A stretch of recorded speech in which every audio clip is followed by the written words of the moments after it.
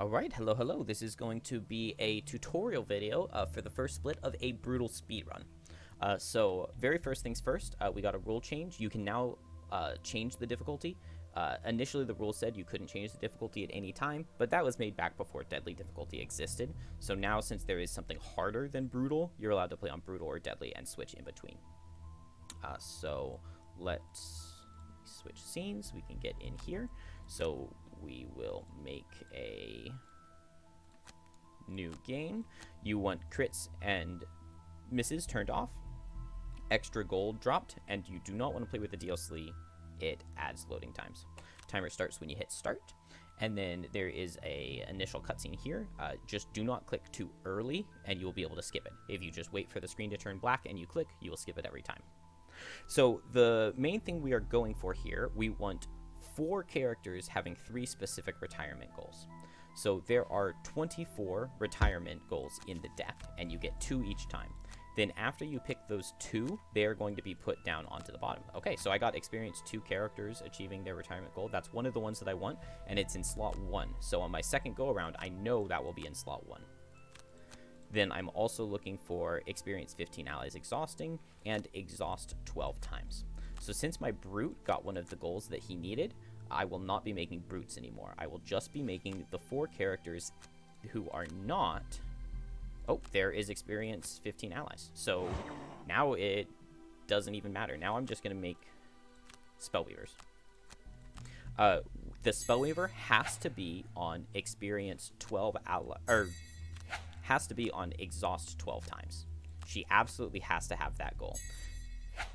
You know you can force which cards you get by seeing where they come up in the first cycle and then just making that character in the same spot in the second cycle. So if I just delay making the Spellweaver, I can force her onto exhaust 12 times. It just so happened that since I already got the other 2 golds that I needed in the first cycle, that I was able to go ahead and already make other characters. Or already make the Spellweaver. But you just create unique characters until you get exactly what you're looking for. So this is my 11th character. This is 12. And so now this 13th one that I'm going to make is going to be... It's going to have the same goals my first one did. So it should have experience 2 other allies getting their personal quest, which we have to have that on the Mind Thief. And we have to have 12 exhausts on the Spellweaver. Then the other 2, the Brute... or the Brute in this case, the first experience 2 others retiring, and then this experience 15 allies exhausting, those can be on anybody. So we need this first slot to be our Spellweaver.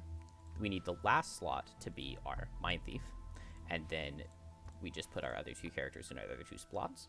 Before you go for the city event, you need to make sure you have a Spellweaver and a Cragheart, because they each have an extra goal where they get prosperity. I think this is reputation. This one's experience and this one's reputation? Yeah. So reputation isn't bad. It can decrease gold prices.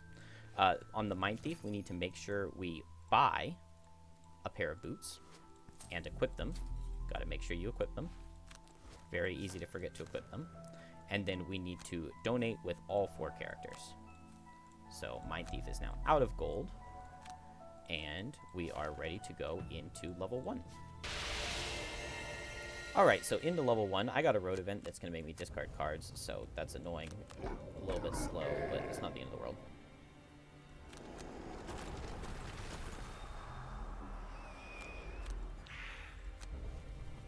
Okay, so you always want to pick these cards. Mana Bolt with Ride the Wind. Then you want something slower than Mana Bolt, but faster than 14, so 10 in this case. Then you need something slower than Scurry, and preferably as close to it as you can, and then Scurry and Feedback Loop. This will make it so that it is always our turn first, and then if these archers get their fastest card, we have somebody who we can abandon quest with. Since these archers and bandits are all last, then I can go ahead and have my Mind Thief kill itself as well. So there is a chance that your Mind Thief won't be able to kill itself because these guys are too fast, and if that happens, then you just abandon quests early. we need to get 12 exhaustions on the Spellweaver, and we only need 3 on the Mind Thief. So we can just get them at the same time. So you do this strategy until you get 3 exhaustions on the Mind Thief and 12 on the Spellweaver. And that is all there is to it. So I'm just going to speed it up.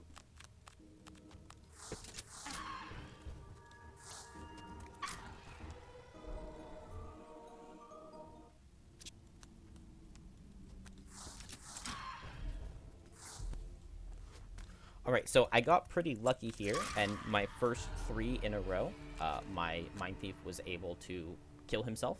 But if I had just gotten unlucky and the archers or the bandits were faster than me with their 14 or their 15 cards, then I would have just only killed the Spellweaver and then abandoned on that second character.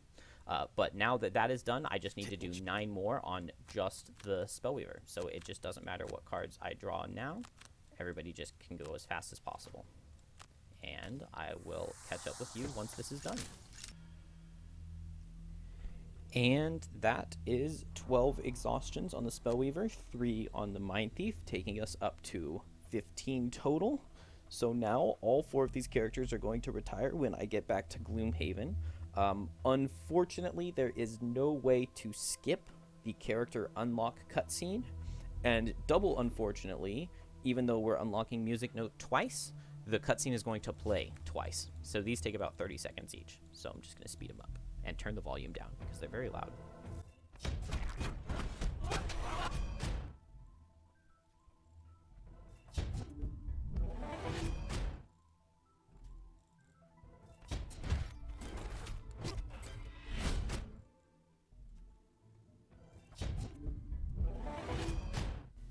After a few... All right, so that is everyone retired. So now we can just put everybody in the party and start donating. So you need a grand total of 9 prosperity overall to get to wealth 3 to unlock the long spear. So in order to do that, where is the Cragheart?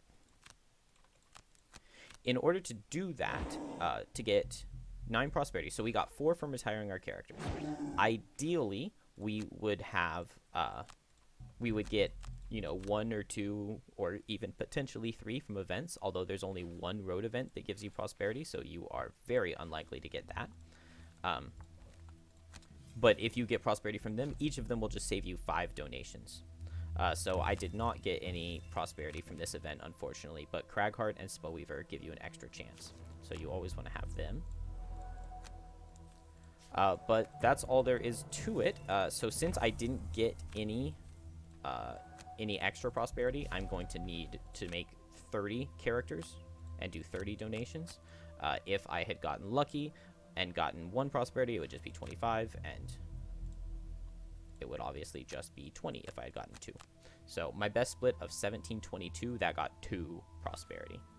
But it's not the end of the world. I will just go ahead and speed up the rest of this process.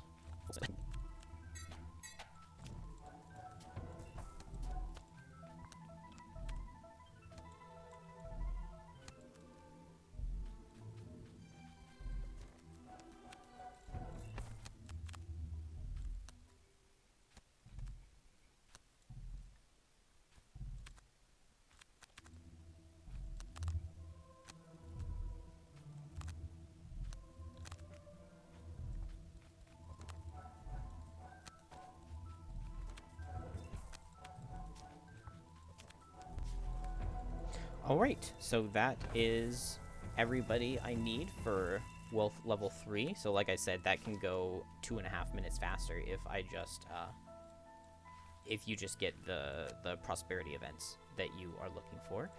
But after that, we're going to make our rat. Ooh, those are both really bad personal quests. You want personal quests that aren't going to tick up when you get back to town. So I'm just going to make another one. Okay, complete 3 crypts. We're only going to complete 2 crypts, so it's only going to tick up twice. That's definitely not a good one, but it's doable. And then 8 forest imps. We're not going to see any forest imps in the run, so that will be nice and fast. Make sure you switch to those characters. Then we are going to buy. So we want to buy a poison dagger, an invisibility cloak, and Boots of Striding on the Mind Thief. Then we want a Long Spear, a Boots of Striding, and a Minor Healing Potion. Make sure you equip your items. Very easy to forget to equip your items, and then you go into level 1 and you're very sad. Mind Thief gets 1 perk point. It's going to be ignore negative scenario effects. And then for cards, I like to swap Gnawing Horde for Frigid Aberration. Gnawing Horde is really good, but we're going to have uses for Parasitic Influence and Submissive Affliction and Into the Night. So all of those cards are going to have a lot of uses in the first few scenarios. And then I made 2 mistakes on my initial recording, so I am just fixing that here. So we will level up the Berserker and grab Reckless Offensive and Fatal Fury.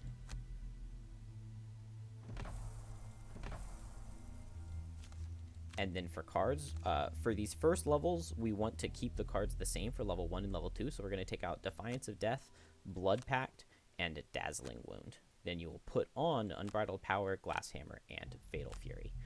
We will use Reckless Offensive, just not in the beginning, and same with Blood Pact and Defiance of Death. Then for perks, you just want to remove your minuses. And I should have done this earlier, back when you first get back to town. During the cutscene where your bar is filling up for your characters retiring, you can change the difficulty. You can change the difficulty down to brutal. Make sure you change the difficulty down to brutal. Deadly is too hard. So you can change the difficulty. I have changed the name of my split to reduce difficulty so that I do not forget to do that. I haven't done any runs with this strategy yet, so I forgot to put it in the tutorial. So reduce the difficulty. But that is all there is for it. So I ended up finishing this in this recording. It was about like a 20-minute time for the first split. But that can be, a lot faster by getting any prosperity from the city events. The split I'm running against, where I got a 1926, that one did get 1 prosperity from a city event. And then also I spent a lot of time talking and explaining. So this strategy is a lot faster. It should save about a minute overall versus just going with 2 characters and then having to create the extra 10 to 20 characters to donate to the Sanctuary. So that is all. That's everything you need to know to get ready for a brutal speedrun, and good luck, have fun. Thanks, guys.